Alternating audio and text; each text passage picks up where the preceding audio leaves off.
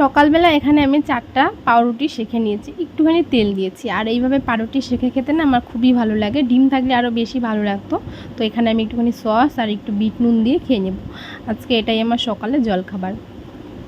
Good morning তোমাদের সবাইকে, কেমন আছো তোমরা?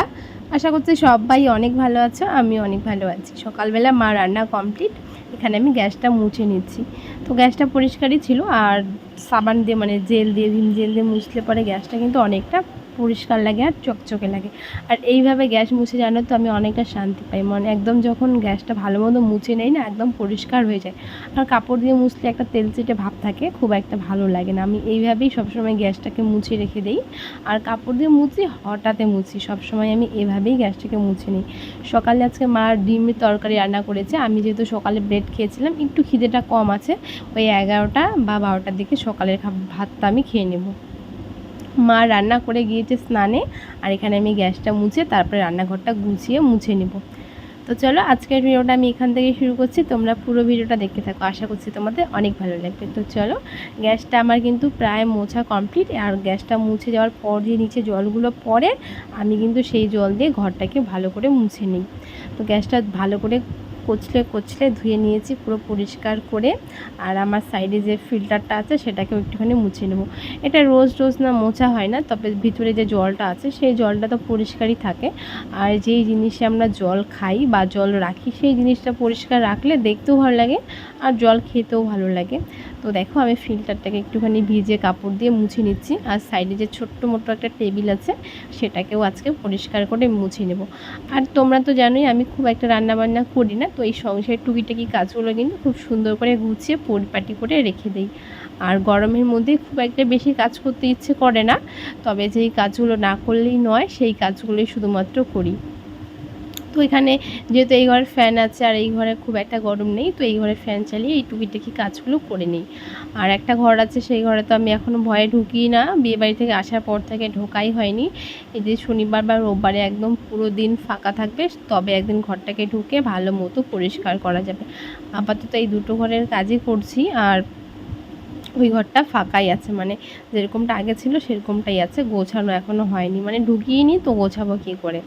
তো চলো আমি পুরো টেবিলটা ফাঁকা করে দিয়েছি। এবার ফিল্টারটার যে শরীরটা আছে মানে বডিটা, সেটাকে ভালো মতো মুছে নিয়েছি। আর দেখতে পাচ্ছ কতটা ধুলো হয়েছে, বালু বালু পড়েছে, তো সেইগুলোকে ভালো করে মুছে নেব। আর মুছে নেওয়ার পর যে কাপড়টা আছে সেটাকে ধুয়ে পরিষ্কার করে আরেকবার ভালো করে মুছে নেব। মানে দুইবার জিনিসটা মুছলে পরে অনেকটা ভালো লাগে আর পরিষ্কার লাগে। তো এটাকে মুছে নিলে মোটামুটি আমার রান্নাঘরের কাজ কমপ্লিট। আর কিছু করব না, শুধু গ্যাসটা মুছেছি আর এই টেবিলটা একটুখানি মুছে নিচ্ছি। এই টেবিলটা সাদা তো একটু নোংরাটা বেশি হয়, 2-3 দিন পর পর মুছতে হয়। তো আমার কিন্তু টেবিলটা ভালো মতো মুছা কমপ্লিট। আর আমি এখানে বসিয়ে দিয়েছি ফিল্টারটা। আর দেখতেই পারলে ডিমের তরকারিটা রান্না হয়েছে, বেশি লোক নেই তো 2টাই ডিম রান্না হয়েছে। কালকে রাতে ডিম খাওয়া হয়েছে, মানে তরকারিটা মা কালকে রাতে করেছিল অর্ধেকটা।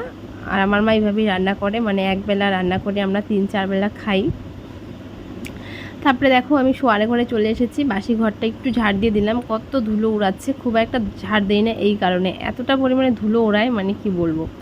তো ঘরটাকে একটুখানি ঝাড় দিয়েছি, নোংরা তো নেই, শুধু ধুলো আর বালি। আর একটা বিড়ালটা কালকে রাতে আরশোলা মেরেছিল, সেই আরশোলাটা পড়েছিল ঘরের মধ্যে।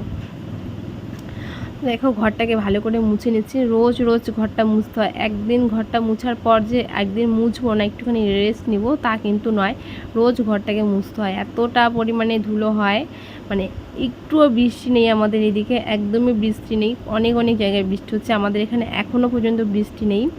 তো দেখো আমার কিন্তু কথা বলতে বলতে ঘরটা মুছা কমপ্লিট। এবার আমি বাইরেটা মুছে নিচ্ছি। আমার যে ঘরের ধারগুলো আছে আমি সেগুলো মুছবো না, শুধু দরজার সামনেটুকু ভালো করে মুছে নিচ্ছি। আর রৌদ্রটা দেখতে পাচ্ছ কতটা, মানে পিঠটা না জাস্ট পুড়ে যাচ্ছে, এতটা রৌদ্র পাওয়ার মানে কি বলবো। এই রৌদ্রটা কিন্তু ঠান্ডার দিনে অনেকটা ভালো লাগতো, কিন্তু এখন একদমই বিরক্তকর লাগে। তো রৌদ্রের মধ্যে বেশি আর মুছতে ইচ্ছা করছিল না, তো যতটুকু মানে না মুছলেই নয় সেইটুকু শুধু মুছে নিয়েছি। খাওয়া দাওয়া করে নিয়েছি, ঘরটার মুছে। সকালের খাওয়া যে বললাম, খেতে খেতে অনেকটা লেট হয়েছে, মানে অন্যদিন খেয়ে কাজ করি আর আজকের কাজ করে তারপরে খেয়েছি। ওই যে সকালে আমি ব্রেড খেয়েছিলাম, ওটা খেলে না পেটটা অনেকক্ষণ অবধি ভরা থাকে। খাওয়া দাওয়ার পর গ্যাস মুছেছি, গ্যাসে যে চুলগুলো ছিল সেগুলো একটুখানি মুছে মানে ধুয়ে নিচ্ছি। বেশি বাসন ছিল না, ঘুম থেকে উঠে আমার আগেই অর্ধেক বাসন মাজা কমপ্লিট ছিল। তো এই যে এখন খাওয়া দাওয়ার পর মার আর আমার থালাটুকু মেজে নিচ্ছি।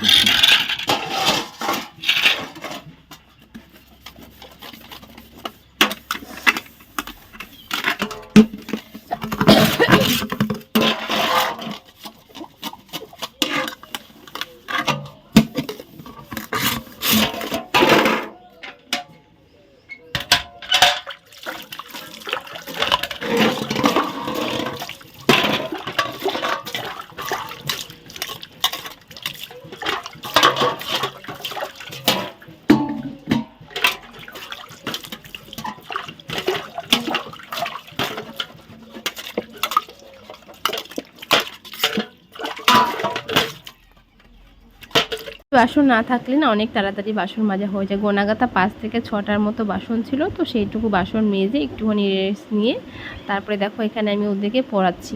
এত গরম লাগছিল, গরমের মধ্যেই পড়াচ্ছিলাম ফ্যান চালিয়ে। অন্য সময় তো এদেরকে বাইরেই পড়াই, আর ওই ঘরে ফ্যান নেই, তো ওই ঘরে পড়ানো হচ্ছে না। মানে টেবিল ফ্যানটা ছিল, আগের বছরই টেবিল ফ্যানটা নষ্ট হয়েছে, আর ওই ঘরে কেউ থাকে না বলে এখনও ফ্যান আনা হয়নি, তবে মা আনবে। তো দেখো আমি এদেরকে পড়াচ্ছি, আর একটুখানি মায়ের পাশে দাঁড়াতে বা সংসারের কি বলবো খরচ বাঁচাতে কিন্তু এই বাচ্চাগুলোকে আমি পড়াই।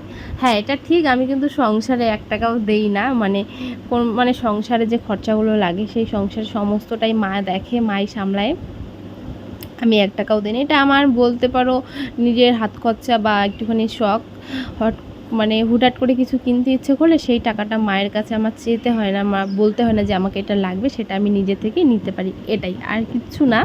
আর সেরকমভাবে আমি সংসারে এখনও পর্যন্ত আমি 1 টাকাও দেই না। মা মাঝে সাঝে মা বলে যে দিতে, কিন্তু মা এমনি বলে, কখনো আমাকে বলে না, আর আমি কখনো দিইও না। আমার যদি কখনো কিছু মনে হয় তবে আমি সেটা কিনি, তো এটাই। তো দেখো এদেরকে পড়াচ্ছি, আর এদেরকে পড়াতে পড়াতে আমার বিকেল হয়ে যাবে। আর এখন যেহেতু গরমের দিন, আমি কিন্তু দুপুরেও স্নান করি, বিকেলেও স্নান করি। আর যেহেতু আমার কাশি, তো বেশিরভাগ স্নানটা আমি মানে দুপুরবেলায় সেরে নিই, বিকেলের দিকে শুধু একটুখানি হাত পা ধুয়ে নিই আর জামা কাপড় ছেড়ে নিই, এইটাই। তো দেখো এদিকে পড়াতে পড়াতে না আমার সত্যি কথা বলতে কী বলতো, মাথাটা না বেশি করে এরা আমার মানে পাগল করে দেয়, এতটা বিরক্ত করায়। আর পড়া একবার পড়িয়ে তারপরে আবার যদি না পারে সত্যি অনেকটা রাগ হয়। তো এদেরকে আমার এই যে শেখানোর কাজ, আমি মনে হয় আমি যতটা শিখেছি আমি তাদেরকে আমার 1/1 ভাগও শেখাতে পারবো না, জানি না কেন এরা এতটা পরিমাণে কাঁচা, কি বলবো। আছে অনেক অনেক স্টুডেন্ট আছে অনেক ভালো, এখানেই আছে, তারা একবার বুঝে দিলে একবারই বুঝে যায়, তাদেরকে পড়াতেও খুবই ভালো লাগে। কিন্তু এই যে এরা কিছুই বোঝে না, আর বাড়ির কাজ করে। আমি সবাইকে একটু বেশি বেশি মারি, তো সবাই বাড়ি কাজ করে আনে। তো দেখতে পাচ্ছি এদেরকে আমি পড়াচ্ছিলাম, আর পড়াতে পড়াতে ওই যে বললাম বিকেল হয়ে যাবে, তারপরে স্নান করে নেব। আজকে একটু গরম লাগছে, এদের পিছনে চিল্লানোর পর সত্যি অনেকটা গরম লেগেছে। তো যাই হোক, চলো এদেরকে পড়িয়ে নিই, তারপরে কিন্তু তোমাদের সঙ্গে দেখা হচ্ছে।